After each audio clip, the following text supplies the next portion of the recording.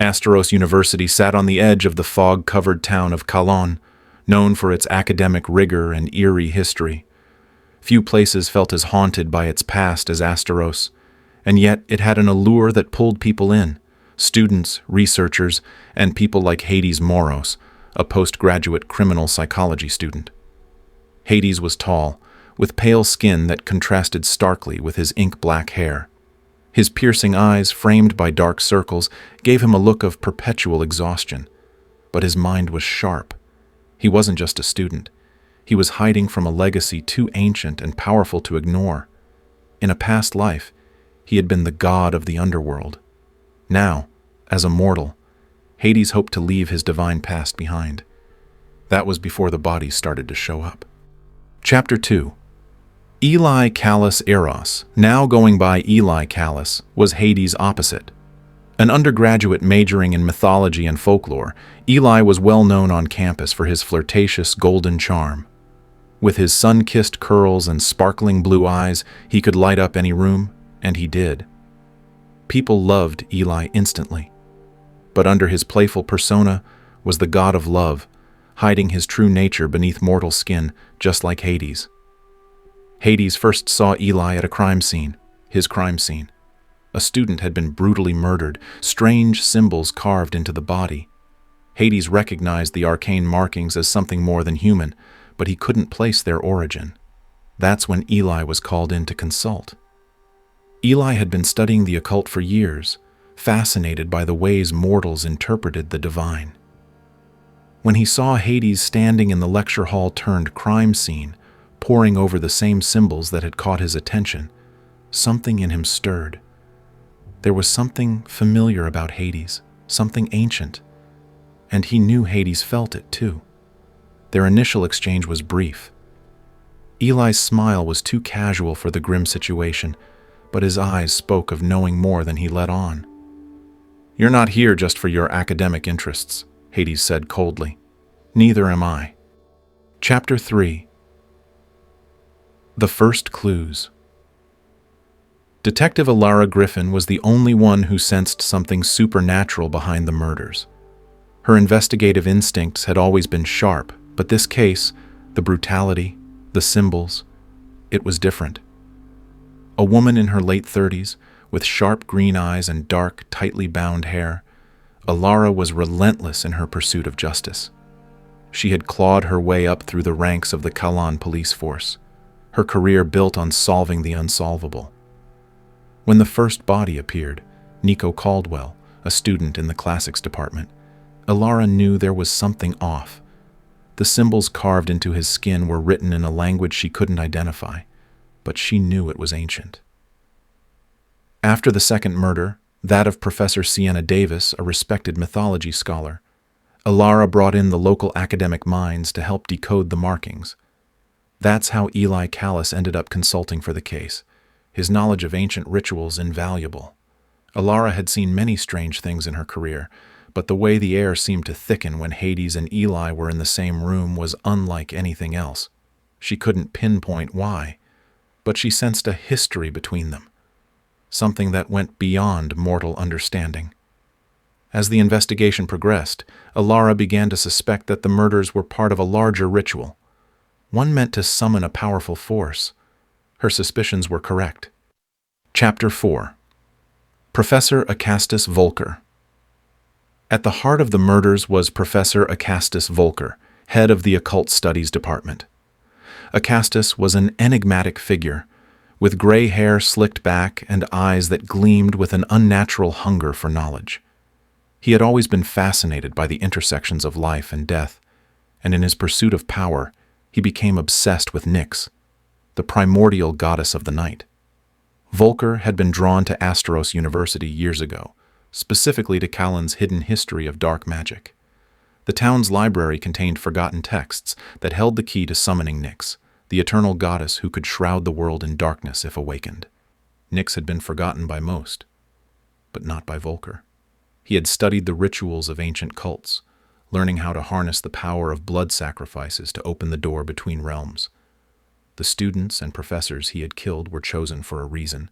They each had ties to old bloodlines, descended from the followers of Nyx. Their deaths were part of an elaborate ritual to awaken the goddess and grant Volker godlike power.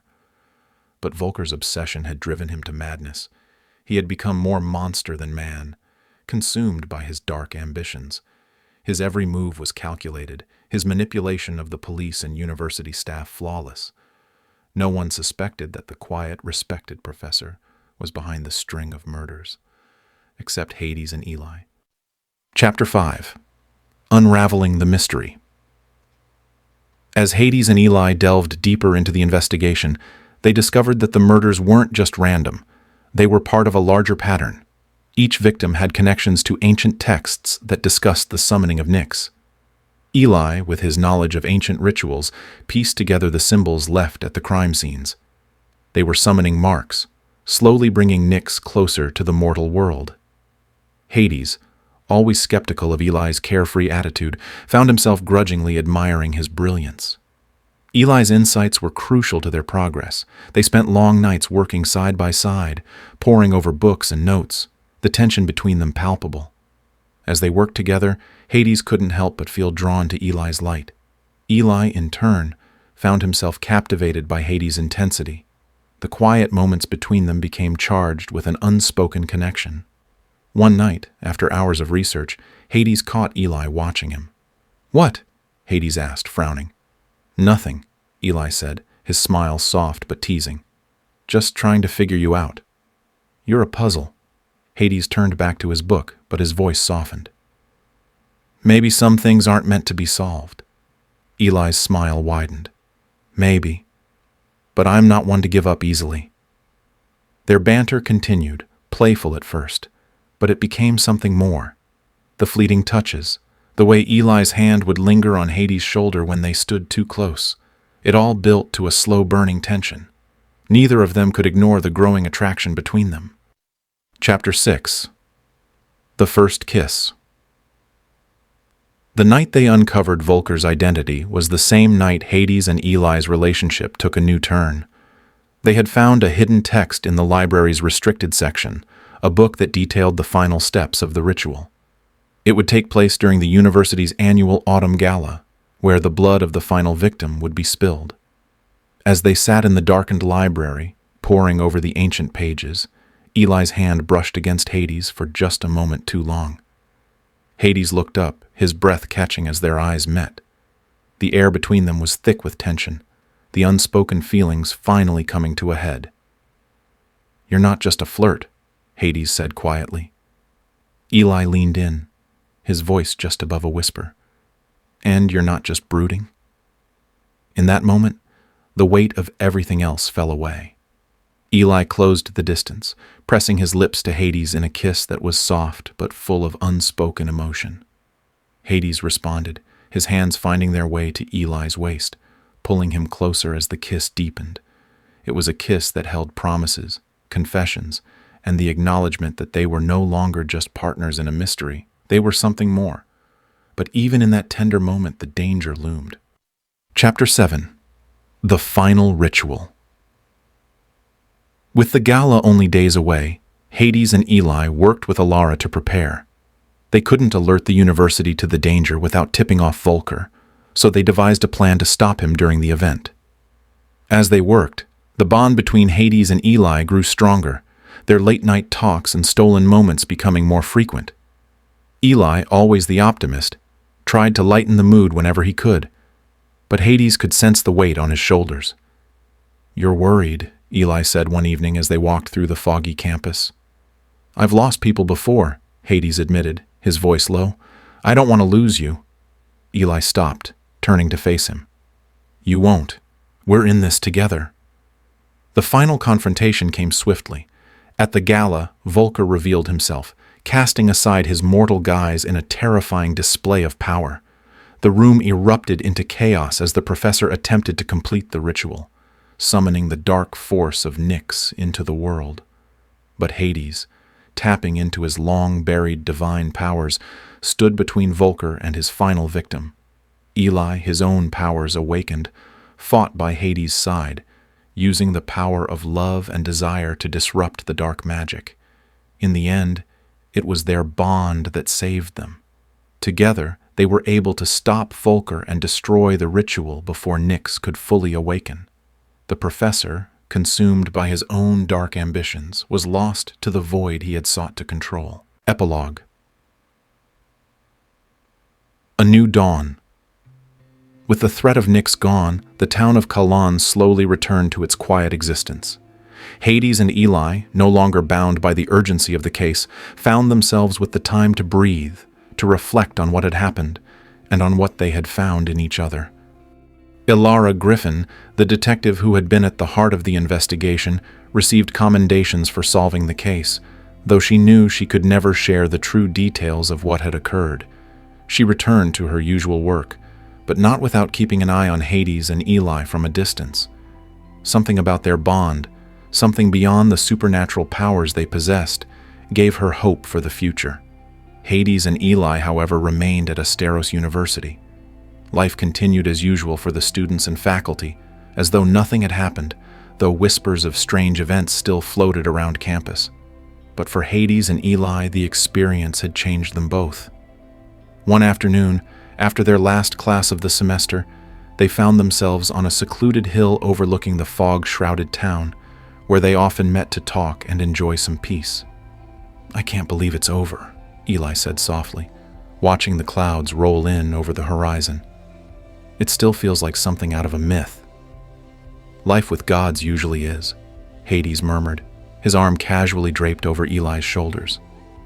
Eli looked up at him, his smile soft and genuine. "We make a good team, you know, solving mysteries, saving the world." "We do." Hades let a rare smile tug at the corner of his lips. "But it wasn't just about stopping Volker or Nyx. We found something more than that." Eli's heart warmed at his words.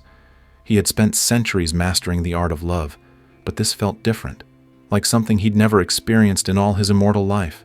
With Hades, it wasn't about divine power or fleeting passion. It was steady, deep, and real. "I guess we've both found something we weren't expecting," Eli said, leaning into Hades. "I think this might be the kind of love that even gods can't control."